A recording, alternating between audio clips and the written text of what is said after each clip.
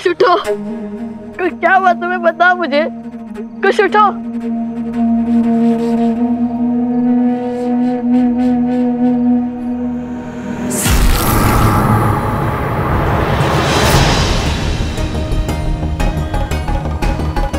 ये क्या? शेर के पंजे से। ये अवश्य कोई मायावी शक्ति है और उसका विष कुश के शरीर को पीड़ा दे रहा है।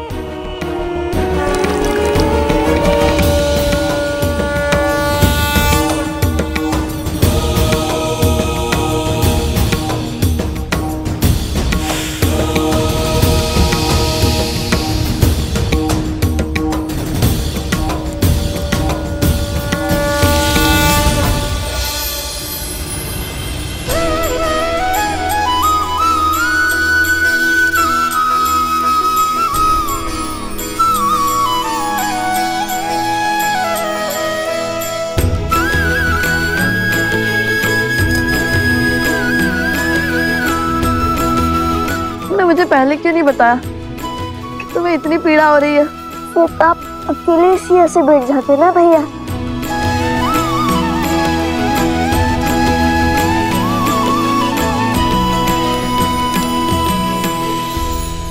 धन्यवाद गुरुवर, किंतु ये घाव ठीक तो हो जाएंगे ना?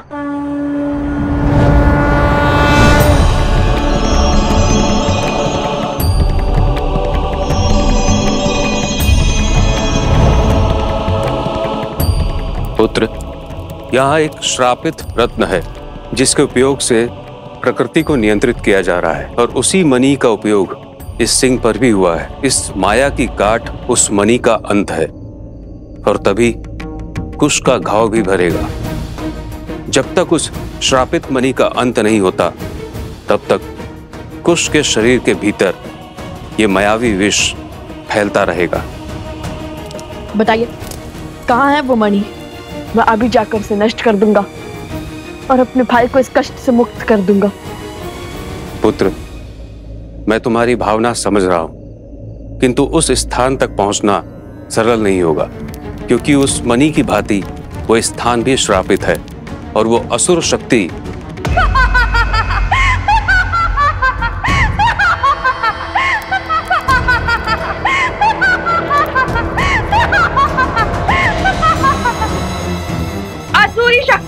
अर्थात मैं इन लोगों को यहाँ तक कभी नहीं पहुँचने दूंगी। और यदि वो इस पद पर पहुँच भी गए तो केवल कुश क्या, तुम्हारी मृत्यु भी निश्चित है। देखना, एक दिन तुम्हें इसका मूल्य चुकाना होगा। मेरे भाई को इस दशा में पहुंचाने का तुम्हें पछतावा होगा। हमारे पास कितना समय गुरुवर? जैसे जैसे भोर समीप होगा कुश की पीड़ा बढ़ती जाएगी और जैसे ही सूर्य की पहली किरण कुश के घाव पर पड़ेगी वो जल उठेगा और फिर मैं एक पैर के भीतर लौटूंगा। मुझे आशीर्वाद दीजिए। आशीर्वाद दे ऋषिवर। नहीं कुश, तुम कहीं नहीं जाओगे। मैं जाऊंगा और मणि को नष्ट करके आऊंगा। तुम्हें मुझ पे विश्वास नहीं है? भैया, जब स्वयं महाराज राम पिताश्री महर्षि विश्वामित्र के साथ असुरों का संहार करने जा रहे थे तब क्या उन्होंने श्री राम से अनुमति मांगी थी? तो कुश वो भिन्न है। भैया, बिना आपके मैं कहाँ और बिना मेरे आप कहाँ। हम लव कुश तो राम लक्ष्मण की भांति एक दूसरे की आत्मा है ना।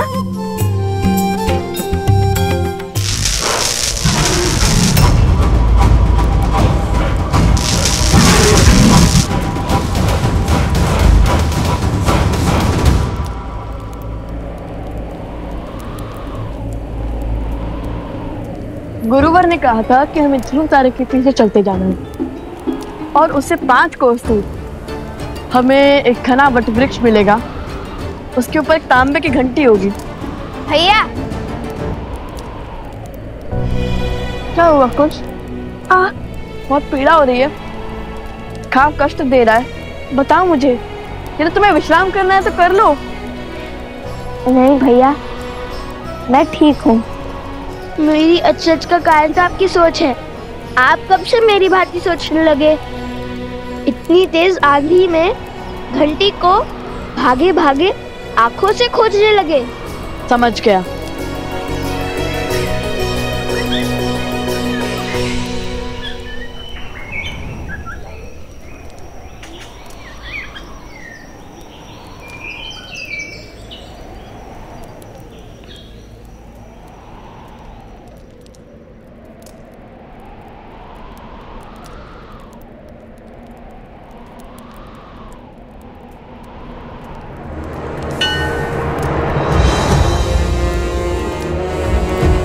वहां उस ओर।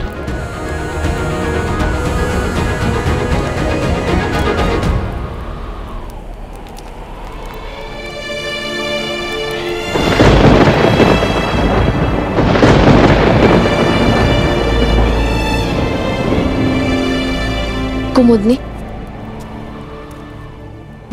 सोमकर्ण, अवत्सरा, प्रसूता, कोई नहीं लौटा अब तक?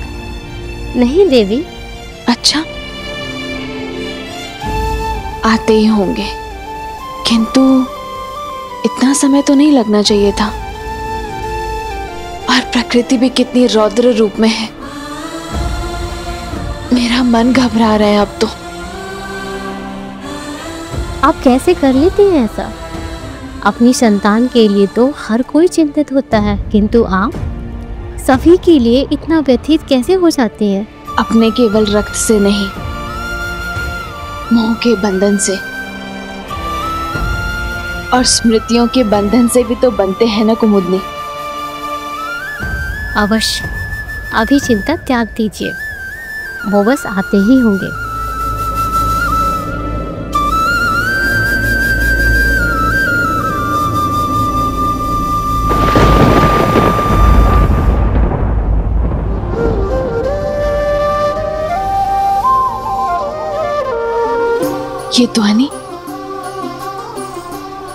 ये ध्वनि कहाँ से आ रही है?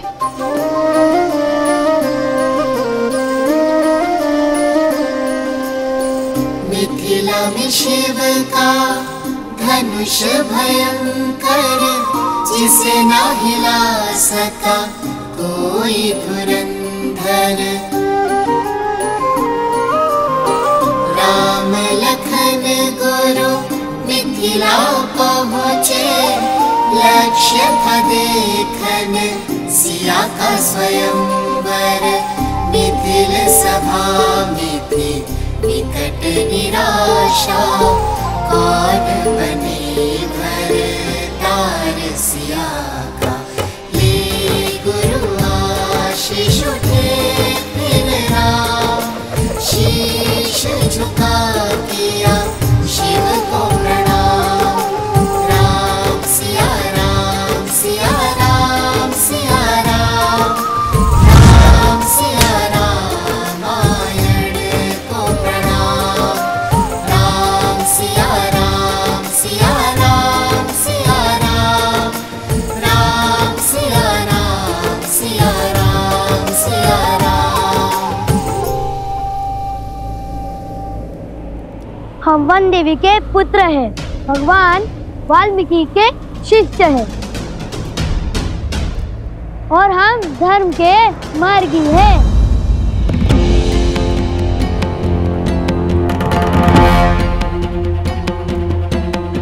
चटुकन, तुम रामायण कथा का गायन लवकुश की भांति अभ्यास क्यों कर रहे हो?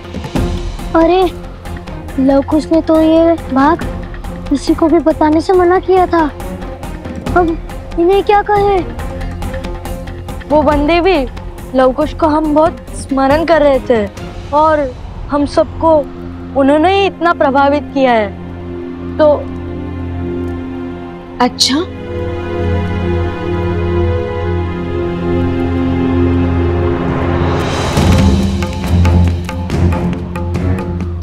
असत्य का दंड जानते हो ना? नहीं नहीं, हमें दंड मत दीजिए। तो फिर सत्य बताओ। वो लवकुश ने कहा है कि आपकी कथा का मंचन करना है। जब आपने अयोध्या छोड़ दी थी तब का भाग संसार के सामने भी लाना है। अयोध्या में मेरी कहानी कहने का क्या उद्देश्य होगा? क्या अर्थ है इसका? वो दोनों करना क्या चाहते हैं?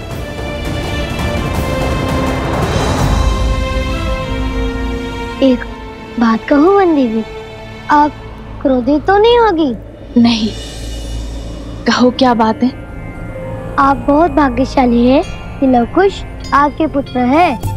वो दोनों हर क्षण आपके विषय में ही सोचते रहते हैं। देखिएगा, जब अयोध्या में लवकुश की रामायण का मंचन होगा तब उनके प्रयास अवश्य सफल होंगे, रामायण अवश्य पूर्ण होगी। किंतु हाँ, तनिक चौंकने के लिए सज्ज रहेगा और अब आगे कुछ मत पूछिएगा।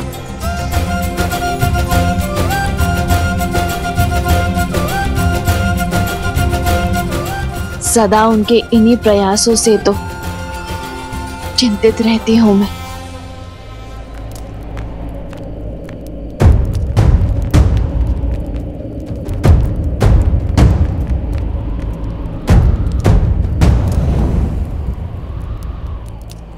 मिल गया।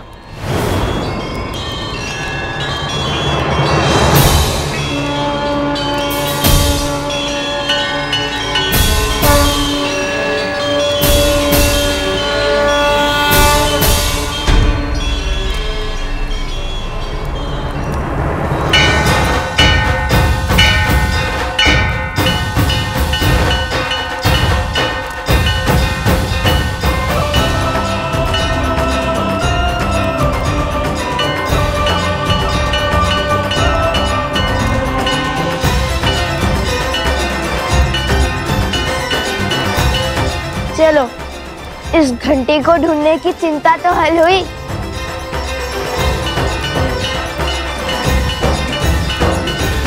कैसी चिंता देवी?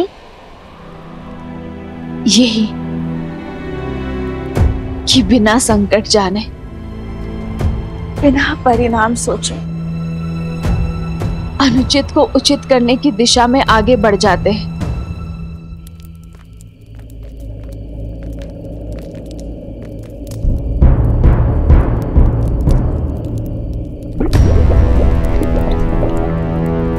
भैया, हमें बस एक सेतु खोजना है जो हमें पर्वत के उस ओर जैन शिरण मंदिर तक पहुंचा दे, जैसा गुरुवर ने बताया था।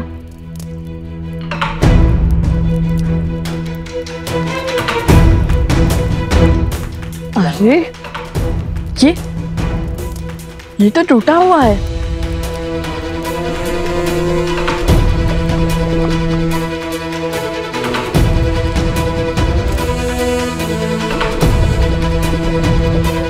भैया,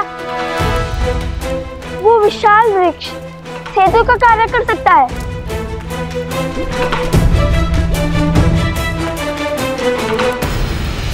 हाँ, तो कर्म उचित हो तो परिणाम की चिंता क्यों करना?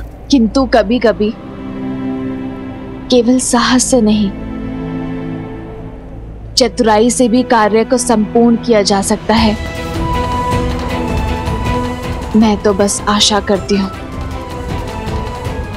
कि वो केवल अपने बल से नहीं, अपनी बुद्धि का उपयोग करके भी प्रयत्न करे। क्या हुआ भैया? भूल गए? माता कहती थी कि जब सब कुछ आपके अनुसार होने लगे, सब कुछ उचित होने लगे, समझ जाना चाहिए कि कुछ तो अनुचित घट रहा है। हाँ, कहा तो यही था माता ने कि जिसने एक सिंह को अपनी माया से इतना विशाल कर दिया, जो हमारे मित्रों के प्राण लेने के लिए सज्ज हो गया, जिसने कहा कि वो कभी हमें उस पृथ्वी तक नहीं पहुंचने देगी, वो पीछे कैसे हट सकती है? हाँ, हमें एक एक पर फूक फूक कर रखना होगा। और मैं फिर कहता हूँ कि मैं आगे बढ़ता हूँ, तुम यही रहो। कदापि नहीं, मैं आपके साथ अवश्य चलूंगा। जहाँ लव भैया वहाँ कुश। और वैसे भी यहाँ तक पहुँचकर पीछे हट जाऊँ ताकि सारी प्रशंसा आप लूट ले। ऐसा नहीं हो सकता। अब लगता है ये वृक्ष ही हमारा अंतिम विकल्प है, किंतु पहले हमें ये देखना होगा कि ये वृक्ष जिससे इस लावा के ऊपर एक पुल बन गया है वो हमारा भार उठा भी पाएगा या नहीं।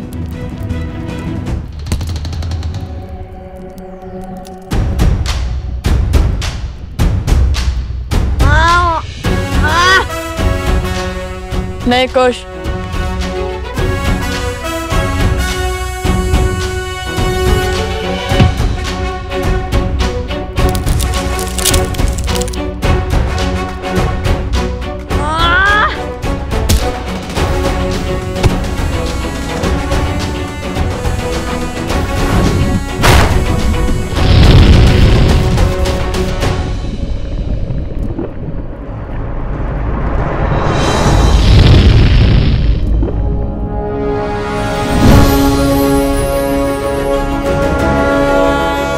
तो बलशाली, किंतु इसका उपयोग करके देखते हैं कि ये मायावी है या नहीं।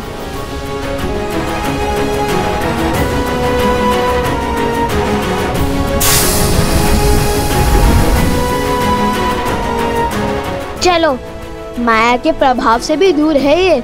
चलो अब हम इस पर चल सकते हैं।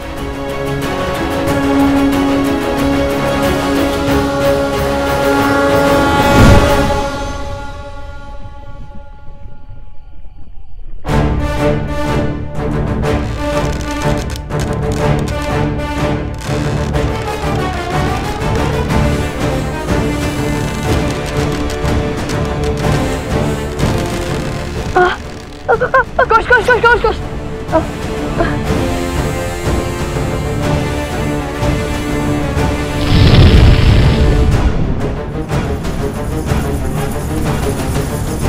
ये ध्वनि कैसी आ रही है?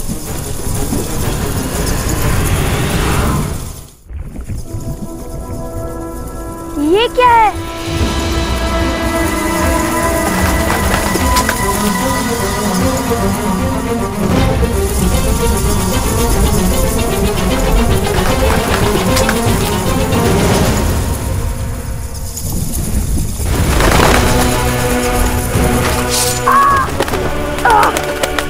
कुछ संभाल के।